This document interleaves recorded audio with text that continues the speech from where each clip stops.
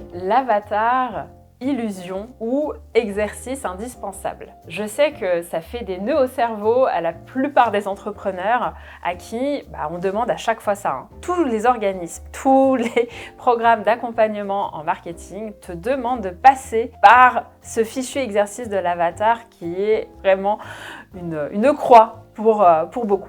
Alors tout d'abord, il faut savoir que ça peut être totalement une illusion. Pourquoi ? Parce que qu'est-ce qui se passe quand tu fais ton avatar ? C'est de la pure projection. C'est-à-dire qu'en fait, tu vas imaginer ton client idéal en définissant un sexe, un âge, un style de vie, une rémunération. Et c'est hyper détaillé. Alors qu'en réalité, on a souvent des profils plutôt divers et variés. Donc ça, c'est le premier cas de figure.